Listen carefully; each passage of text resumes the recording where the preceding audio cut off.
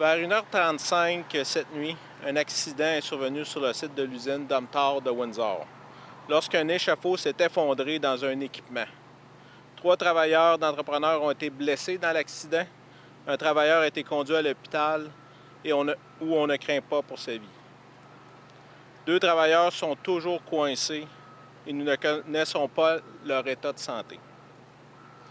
Depuis l'incident, un centre de crise a été mis en place et les démarches sont en cours pour poursuivre le plan d'intervention pour les opérations de sauvetage sécuritaire. Des intervenants spécialisés ont aussi été demandés pour appuyer les équipes en place.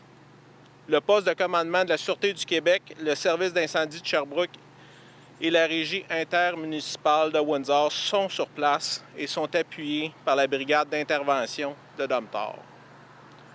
Nous ne connaissons pas pour le moment l'état de santé des 2 personnes et le temps que nécessitera l'intervention de sauvetage, compte tenu de la complexité de la situation.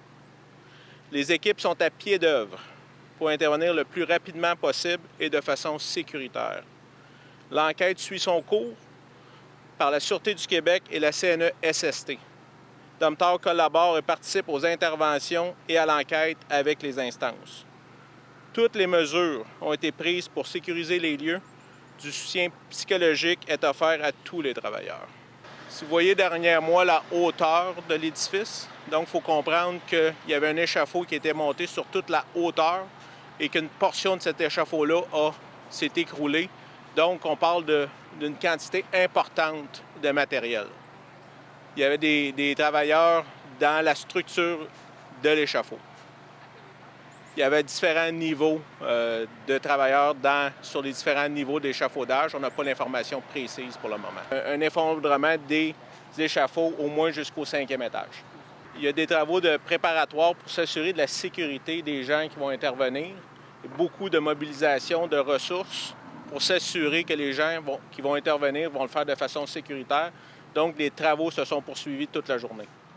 L'accès à cet équipement-là, à l'intérieur de cet équipement-là, est très limité. Donc, il y a très peu de points d'accès. On n'a pas contact avec les travailleurs. On fait tout pour les secourir le plus rapidement possible. La CNESST a débuté son enquête.